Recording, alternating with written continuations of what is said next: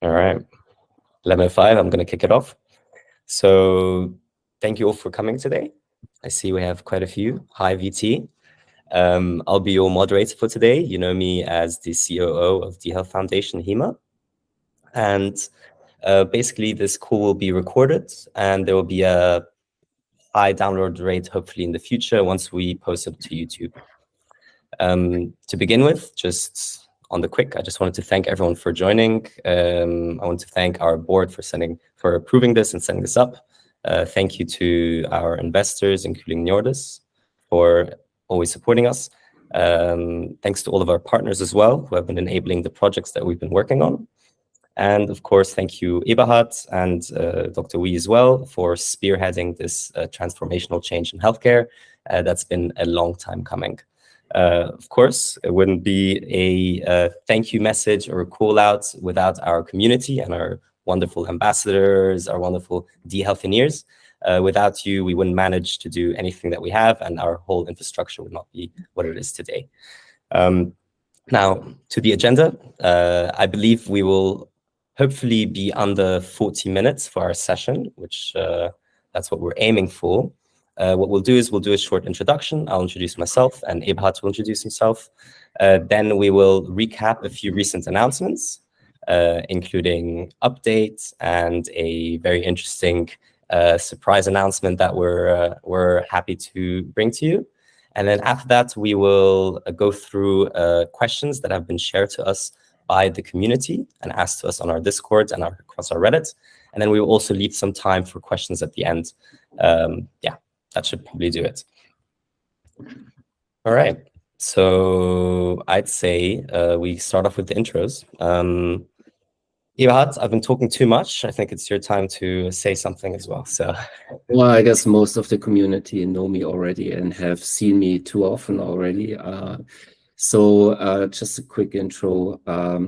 As you know, I'm Eberhard Scheuer. I'm a psychologist by training, and this is how everything started, is because we thought we tokenize health information, not knowing what we got ourselves into with that long journey. And yeah, I'm originally from Germany, for those who don't know, and I live in Switzerland for 25 years now. I have 3 kids, 1 dog. Yeah, and I like sailing and healthcare and the challenges around healthcare, and still have lots of ideas how we can tackle those legions of challenges out there. Thank you, Eberhard. Yeah, I mean, there's a ton out there for us to do. Our infrastructure is quite wide and quite expansive, and yeah, I mean, I'm excited to see where the projects are going to be heading. From my side, hi all. I believe you might have heard of me once on our community meetup on Discord, but beyond that, my voice might be fairly new to you. My name is Hema. I stay in Vienna at the moment, Austria. And I'm a management consultant by trade, lived in the UK for 12 years, studied there, worked there, a lot of consulting gigs here and there. 2016, I launched a private investment fund in Southern Africa, looking at SMEs and investing in sustainable energy. I am passionate about innovative technologies, human-centered design, public policy, and blockchain. And yeah, currently working in just leading the operations for dHealth Foundation. And over the last 2 years, I've been working in health tech as overarchingly as well. So I've had a fair amount of industry knowledge. Great. I'd say that is the intro. Thanks for that, Eberhard. And we will kick straight off into the questions that have been asked to us. There's a lot to go through. I'd say just before that, we will mention just a few quick announcements regarding what we'll be releasing in the next weeks. We have got Elevate launching, or actually, Update, Elevate is the old name, Update launching today, which will be a beta launch. We have connected with Strava, and we're hoping to onboard up to 10,000 people in the next 4 to 6 weeks for our beta testing. We're looking for a lot of feedback, and hopefully we'll do a lot of improvements in the meantime. the moment we will only do Strava for the beta testing, but we're hoping, of course, to integrate Apple Watch and Google for our full release. So maybe some background. I mean, Hima already mentioned that it's called Update. So most of you know that project under the name of Elevate. So why did you change that? It was initially like a working name for that, and it turned out that Elevate is a highly copyrighted, trademarked term in fashion and in IT, and there was hardly any URL you can get that's closely related to Elevate, LA, and then an 8 and pronounced Elevate. So that's why we went on a search for a name that some of the community ambassadors know. We did a lot of brainstorming, and in the end, and I mean, we're still testing, but Update is something, update your health, which quite fits quite well with what we're trying to do. And most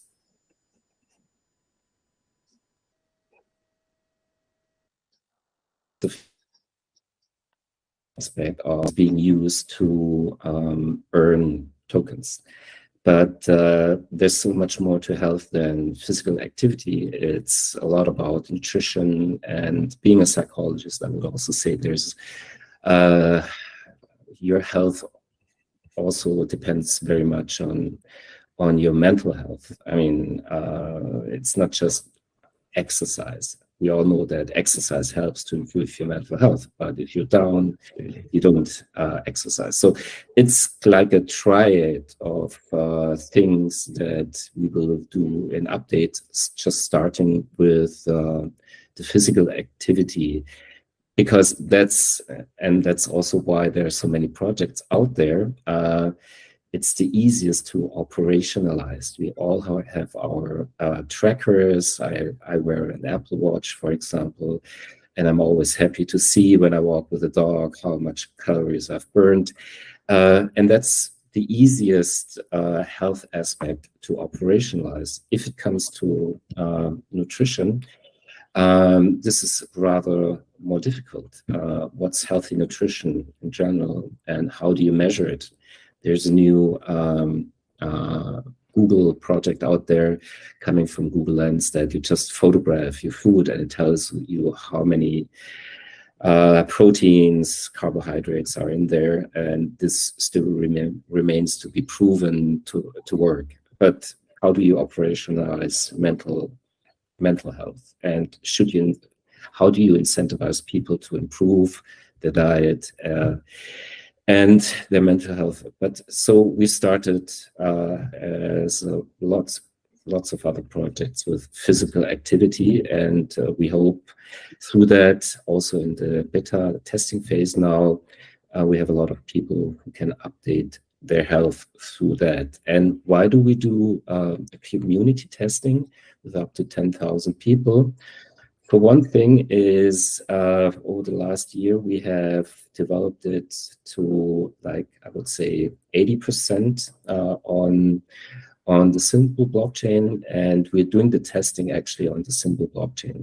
We're finishing the last 20% of the applications in the last month, and we will use that test phase, maximum of 8 to 12 weeks, to improve the product, so we can have like a massive launch once we have the Binance application sidechain available and ready, and also can tap into a much larger community of users through the Binance universe. Brilliant. I think also, Eberhard, before I get into all the community questions, maybe we could talk a bit about our surprise announcements, and zwar BP20. Yeah, I was just about to ask which one of the many surprise announcements are you referring to? Okay, so you all know that we are planning to extend, or we're actually working to extend dHealth network onto the Binance application sidechain. And on that chain, we also will have BIP20 DHP that's going to be released next week on July 5th.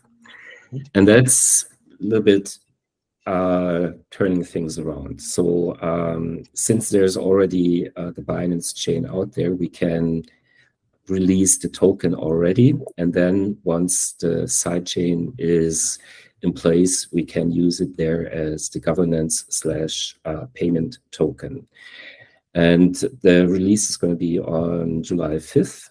And once, when I talk about release, the creation will happen until then, and the release will be on PancakeSwap.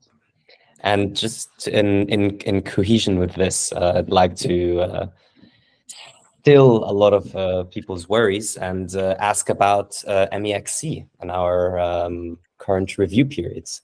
What action have we taken there, and what's occurring currently actually already has started? So the whole issue about phase now, there's 6 days left. There are certain criteria that you have to meet as a token that's on the platform, because on a regular basis they go through their token portfolio, and tokens that are not so mainstream get reviewed, and that happens to us. And the one criteria that we have to meet now within the next 6 days is trading volume. And there's a certain threshold, and we just signed a contract yesterday. Someone or a company helping us to improve our order book and the trading. So this is going to be resolved within, I would say, 72 hours, right on time before the probation period is expiring. And this is not just a promise. We signed the contract. They are right now working on fixing that. And so we are very convinced, and also we are in constant discussion with the MEXC that this will be lifted within the next 72 hours.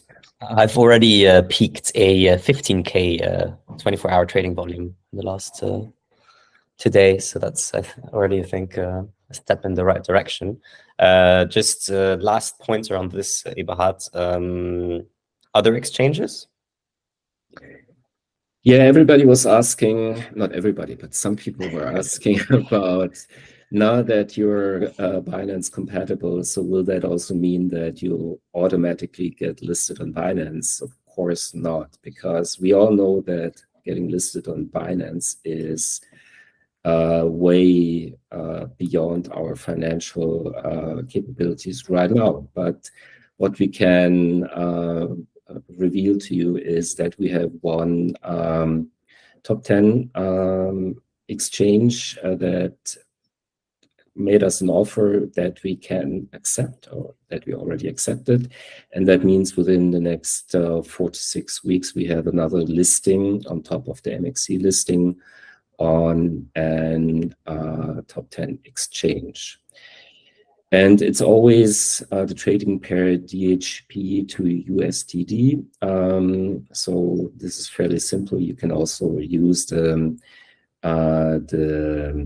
exchanges as bridges for the BIP20, ERC20, and native token as well.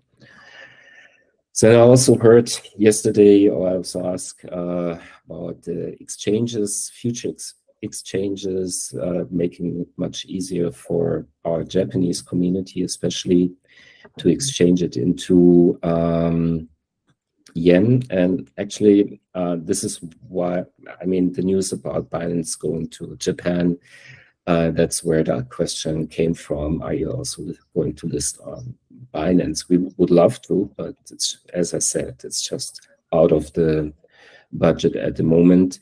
What we are eyeing at is KuCoin, but that will certainly will not happen within the next 4 weeks. But this is a serious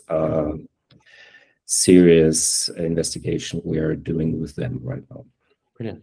So just to sum it up, and I believe also for our Japanese listeners who might not be as adept at live listening to English, Yuta will be translating our answers and bringing to you the Japanese version afterwards. But just to summarize, MEXC is being fixed and was signed already contract yesterday. And as you can see in the CoinMarketCap, we're on the right route there. We have on July 5th our BEP20 release on PancakeSwap coming up. And we've also already signed with another exchange, which hopefully in the next 4 to 6 weeks should occur and take place. And finally, of course, today our update release will start, and we're very excited. And I wanted to take this moment to transition into some of the community asked questions, and especially on our Move to Earn program, as it is being labeled at the moment. And the question was, what is the long-term prospect of the Move to Earn program? And what I'd like to share here is that essentially we want to transform Move to Earn to kind of Health to Earn, right? So proving a more holistic sort of approach. We want to simultaneously connect traditional healthcare stakeholders, such as, let's say, clinics and governments, with synergies in preventative health. So fitness, nutrition, supplementation, right? So the number one goal is, of course, improved health and well-being. We want to incentivize physical activity, but we also are thinking about bringing in factors such as nutrition and stress management. And that can kind of prove or motivate users to adopt healthier habits. Over time, of course, this can lead to improved health, increased fitness levels, and reduce chronic diseases, and then, of course, produce cost savings in the healthcare industry. Not just that, but I think, and this is kind of one of the main aspects that Eberhard tends to speak about a lot, is we want to induce behavior change, right? And foster kind of this sustained engagement. And we're doing this through a number of ways. We're bringing in gamification aspects, especially also in the community launch. We will bring in new challenges throughout the next weeks that will not just look at minutes per activity, but also look at distance, look at different aspects, look at streaks, look at consistency. And we hope to, provide a more holistic approach to Move to Earn and bring this kind of Health to Earn aspect in. Of course, what's also last but not least for the long-term prospects is the community aspect for updates, which is vital. We want to foster a sense of community, initially through Strava, then Apple Watch, and bring in a larger amount of people onto our platform. And then through that, Well, I think right now we're kind of kickstarting that, and this is also referring to one of the questions about the active token. What do you earn? Right now, as the foundation, we are kickstarting that. So we are basically exchanging the active token, which is a utility token inside that application. You can redeem one DHP for one active token. But as we know from other projects, StepN, Sweatcoin, and so on, just giving out tokens and attract the community is not sustainable. It really just adds to the inflation of the tokens in the system. So what does it need in order to make it successful? First of all, of course, it needs a larger crowd to be in that health or in that update platform. And this is basically once we have that platform running, interesting to organizations, let's put it that way, to connect with the update platform. And why would they want to do it? So, and they will be the ones who are sponsoring data collection. I mean, in the end, they will sponsor the earnings of what you can redeem with your active tokens. Right now, we are the ones giving out that what you can get for your active tokens. But the whole point is to be attractive to brands like On Shoes, which is a Swiss running shoe company, is quite successful, and we have talks with them.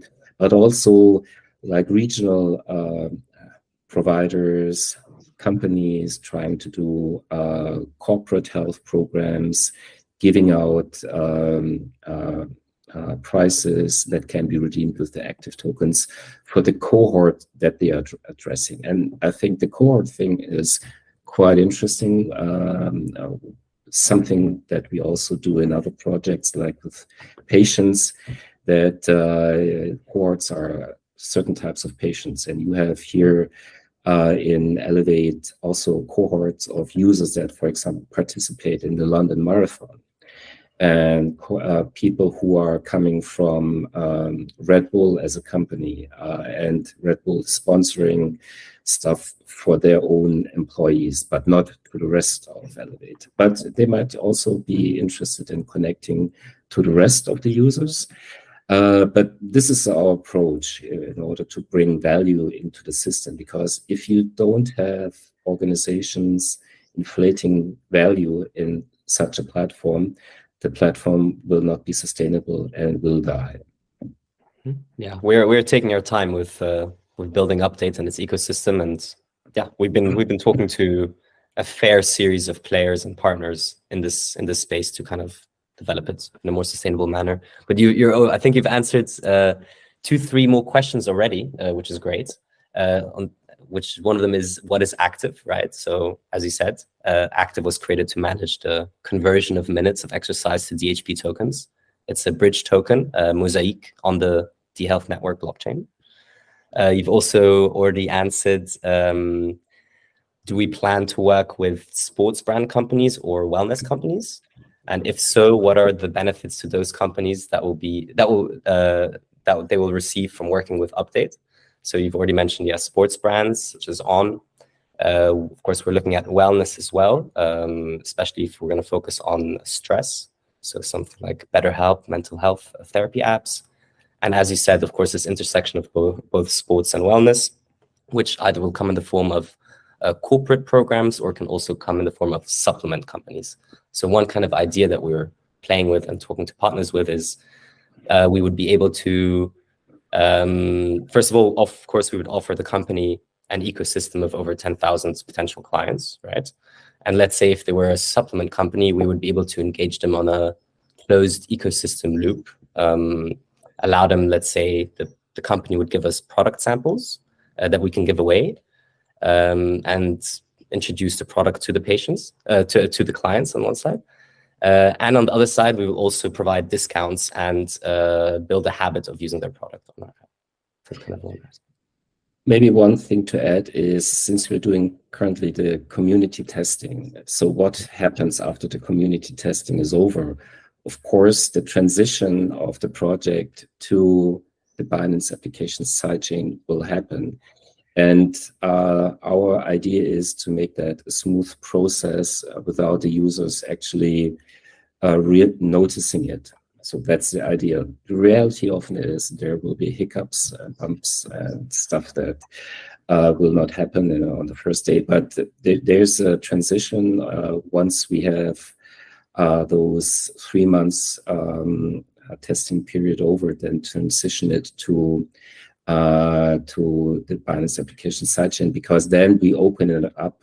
We don't limit it to 10,000 people. So then we open it up to the larger ecosystem that we hope to attract and reach through the compatibility with the Binance chain universe. Mm-hmm. And this perfectly leads to the question, when do we expect to launch the Binance application sidechain? Well, we are currently, our CTO Vega is with his people exploring what's the best way of putting that into place. There's more or less a standard procedure how to set up the Binance application sidechain. They're professional providers that can assist us with that. And we're talking about, let's say, 8 to 12 weeks max for that transition. And that also feeds into the transition for the update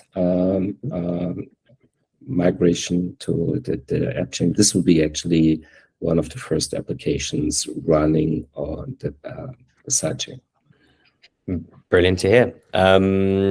One more question that's just related to updates is, and I can answer that very simply, is there a current mobile app for updates?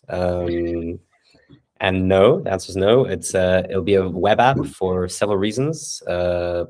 Ease of maintenance. Currently, we are pushing a lot of codes and we're fixing a lot of bugs, and it's a lot easier to do that on a web app. And of course, also it's kind of cross-platform consistency. So we're able to acquire users from all platforms, no matter what, and we don't really necessarily need to develop or reach out across multiple channels. Yeah. So just to make that clear, what's the big advantage of progressive web apps beyond what Hima just said is that whenever you connect to the web app, you bring your data. I mean, Update as an app out there doesn't contain any user data.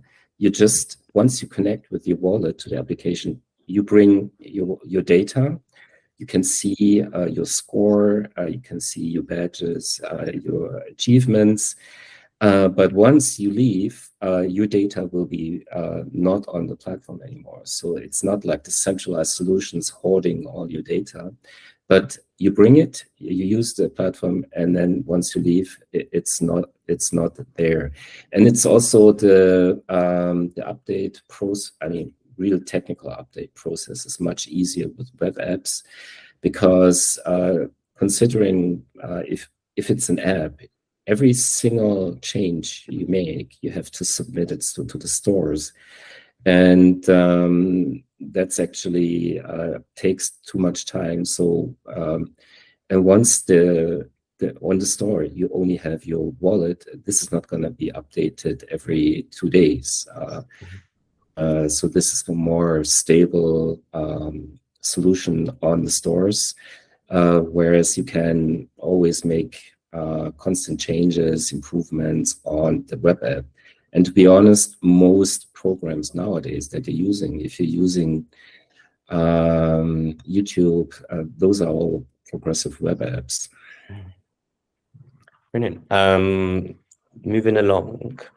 Is there a schedule for closing the MXC review zone? Yes, should probably take 72 hours, as previously said. Schedule for new listings, July 5th for PancakeSwap, and we haven't revealed our offers from which exchanges they are. I think we'll stick to that for now. And then Eberhard, 2 questions regarding any plans for a hard fork, and also who's currently in charge of the chain maintenance. Well, start with the easy question. The maintenance is with our CTO Vega, and that's for the time being. We also will. We have interviewed a couple of people for, especially the symbol related knowledge that we need to maintain the current mainnet, especially fixing the panelization issue, which has been brought to us many times. It's not forgotten. We just need the knowledge right now to bring it in-house. So the easy question, Vega and his team. Now the more difficult, or let's say more complex question, hard fork. So first of all, right now, and that's probably soothing to the community, we are not having any plans to shutting down the current mainnet. And by the way, even if we wanted to, it's a public chain. That means whoever wants to continue to run the node can do. We cannot prevent anybody from doing that. So the mainnet, as long as there's a community maintaining it, there will be this mainnet. But of course, for a small foundation like us, it doesn't make sense to maintain 2 mainnets. At some point, we'll have, and that's actually related to the voting process that we are implementing as soon as the sidechain is live. We will have what we announced for a long time. We will have community voting implemented, and at some point we will have a community voting on which direction we should go. And that's basically really then a community decision, which direction, technical direction we will go. What we will not do is, like others, we will not have multiple tokens for different networks. Even if we have 2 networks for a time being, there will be the token, the absolute token number will stay the same across all the chains. We already have that with ERC20, the native token, and even with the new BIP20 token, the total numbers of the HPs will remain the same. So they just have to be locked on the one side when they are released on the other side. So we stick to that no matter how many nets or chains we will be serving. But as I said, there will be a point where we have to decide what is the most successful network. And that's, in the end, something that we will hand to the community, which direction we should go. And of course, one difficulty is the staking/harvesting that we are looking at. Right now, the solution will be harvesting will continue on the current mainnet, and proportionally on the Binance application sidechain, there will also be validators. So depending on what the ratio of tokens is that lives on the Binance application sidechain, the harvesting rewards will be allocated to those who do secure the validation process on the sidechain. There's a lot of explanation, and the bottom line is there is not one single day where we say, okay, we migrate from the current mainnet to the sidechain. We thought about that, but the resistance, to be honest, in the community was quite substantial. So we will have a parallel universe, a multi-chain world, let's put it that way, for the time being. But at some point, we have to make a community decision, or have the community to make a decision. What is the more successful way to go to make dHealth a success? Because in the end, it's about adoption. And if we cannot launch projects on top of dHealth more than we did in the last 18 months and increase the transactions, then we will not succeed. That's the hard thing. And we see that I'm not trying to blame someone, but if we see when we started with NEM, it was one of the top 10 blockchains by market capitalization.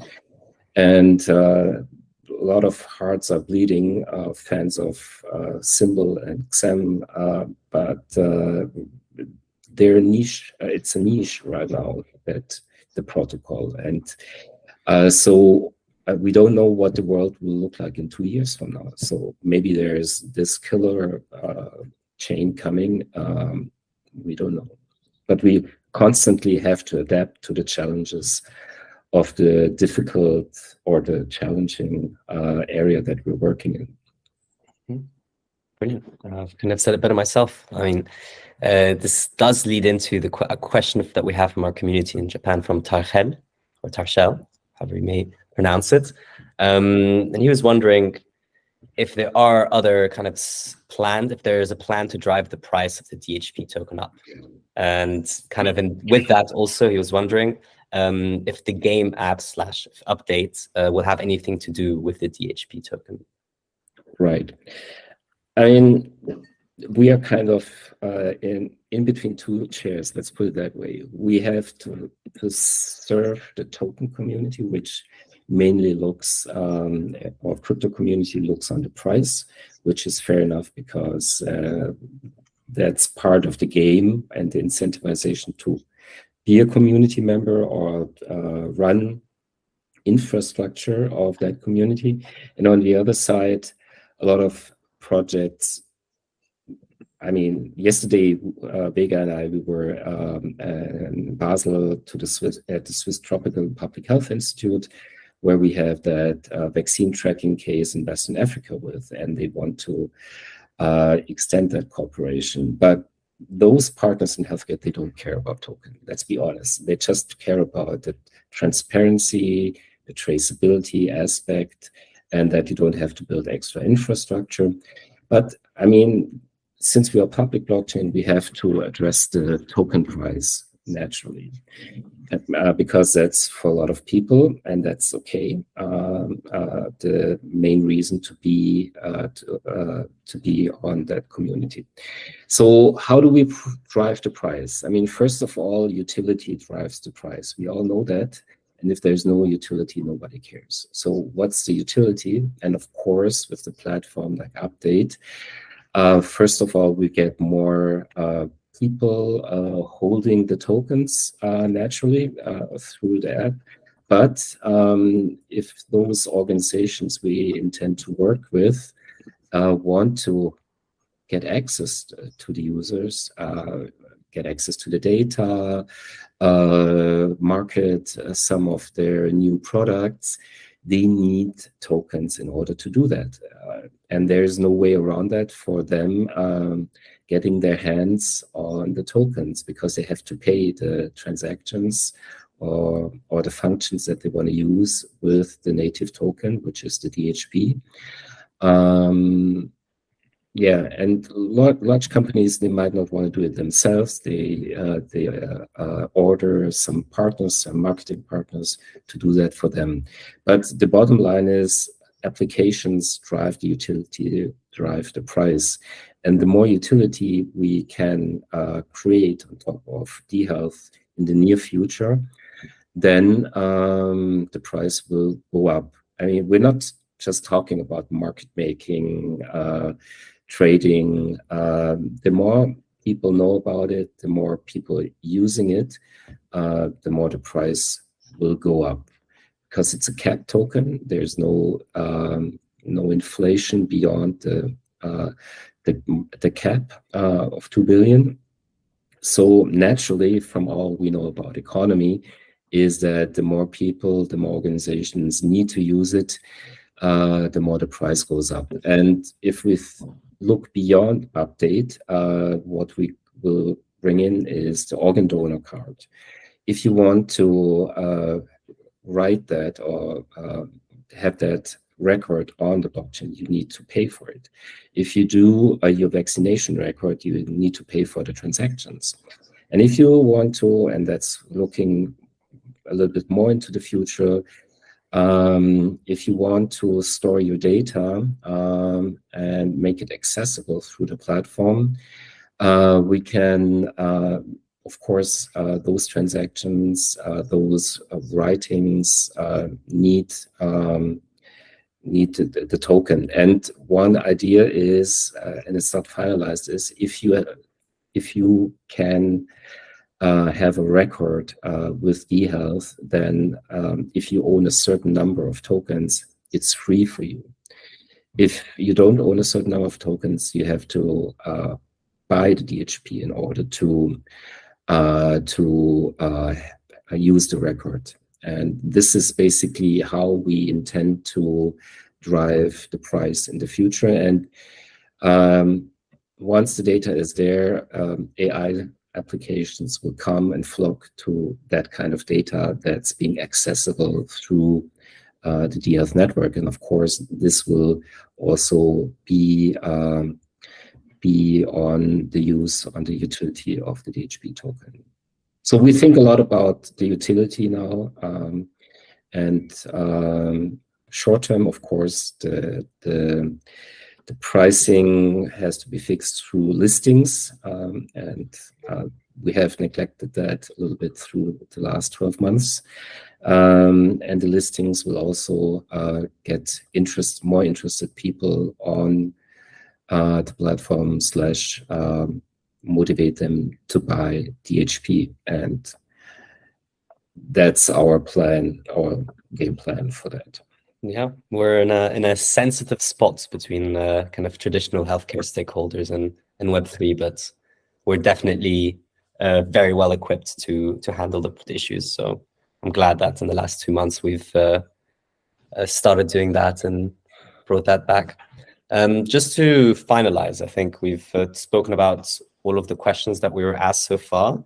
There's just 2 small ones coming up, which is one, in the future, do you aim to cooperate with the WHO, World Health Organization, or, and I believe this might have come from a Japanese member, or have an influence and contribution equal to WHO? So either will we enter the public policy space, or will we cooperate with people in the public policy space to kind of integrate that? And I don't know, Eberhard, if we should mention the talks that we've been having with partners regarding the European Commission or not. Well, I would prefer to make announcements once they're more solid than just talks. I mean, we're talking to a lot of people and organizations. The truth of the matter is that, especially if you talk about the WHO and government organizations, they're still, I mean, they're not even in the Web 2 era very often, and the decision makers, they come from a centralized world. They're sent by the governments to the WHO. They think about, first of all, things should be centralized. That's one difficulty. And the other one is that, especially in the case of the WHO doesn't finance stuff themselves. So if you have a solution that they can use, that they can recommend, and that serves their purpose, and especially if it's being integrated in dHIS2, which is a community tool collecting data where health professionals can collect data, especially in the sub-Saharan Africa region, then this is fine. But WHO just initiates stuff and coordinates efforts, what we have seen in the pandemic. But even if we are in Switzerland, in Zug, it's a 2-hour drive to Geneva, to the WHO. Even if you manage to meet people there, from meeting and talking and getting their attention to doing, I mean, it just takes journey. It's a whole journey, and that's why we adapted the strategy that we try not to rely too much on partners in the future, because that's one of my take from having worked in the healthcare space in digital health. If you rely on doctors doing something, the project is doomed. So it's a little bit the same approach with the organization. So what we are trying to do is we are addressing the individual users, giving them the option, for example, with the vaccine pass. There's, to this date, despite pandemic, despite all the efforts, WHO, there's not a digital vaccine passport that can be used around the globe.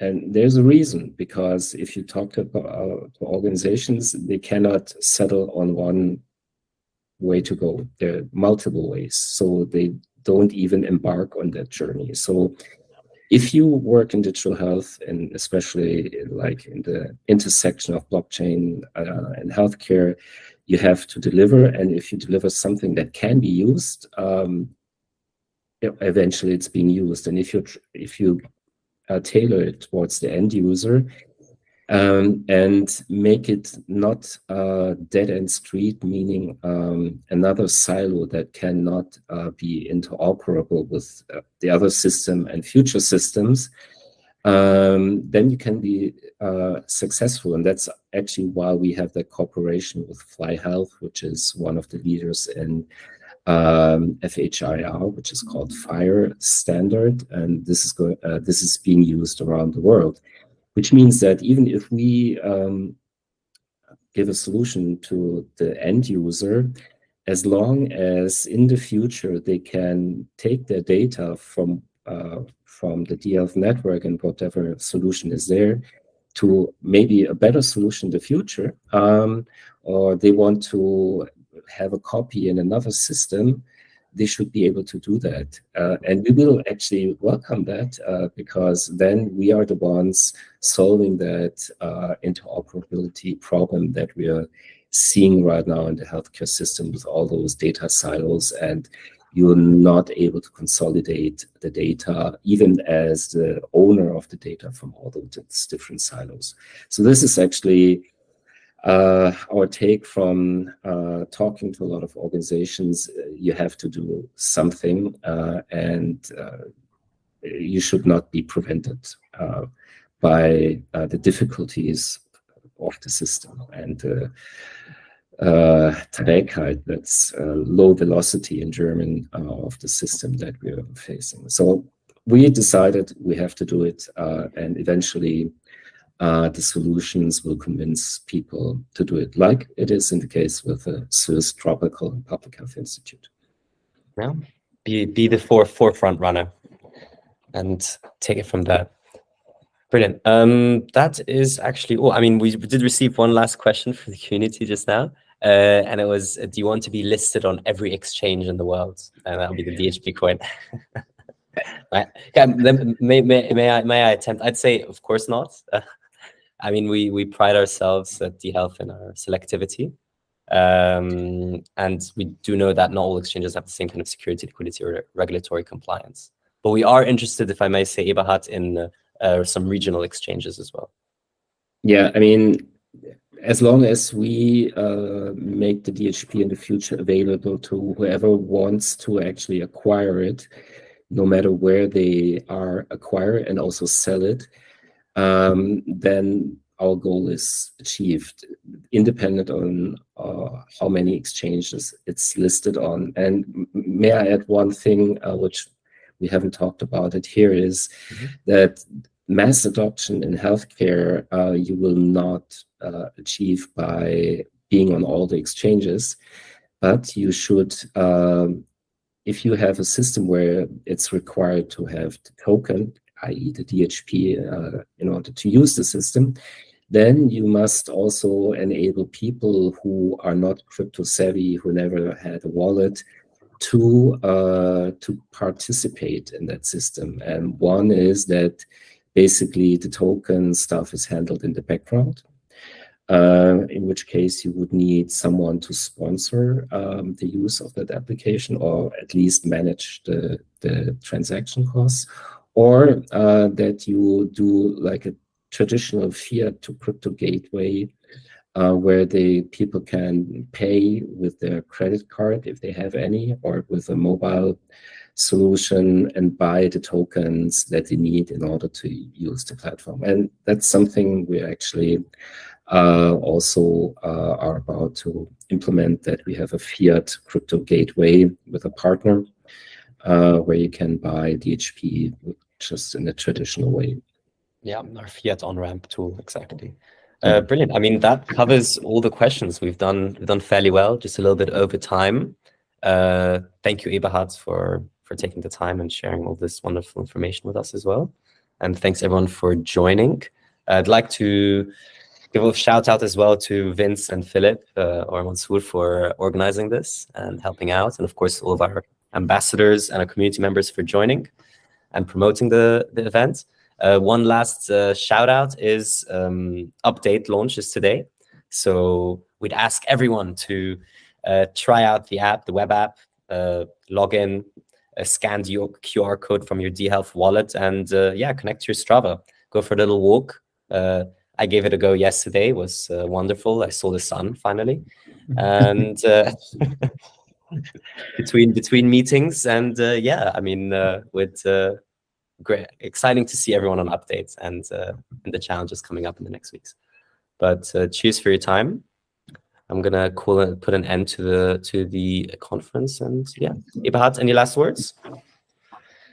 Does everybody know how to get onto update?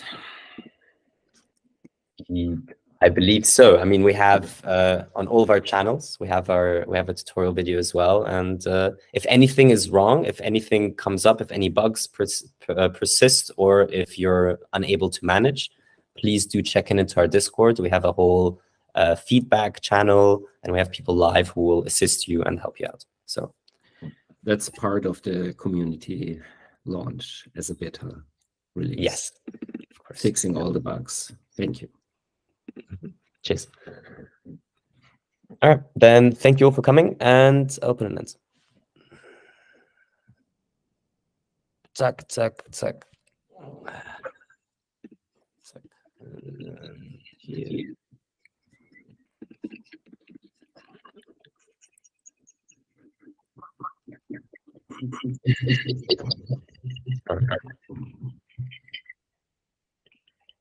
Let me end the recording here.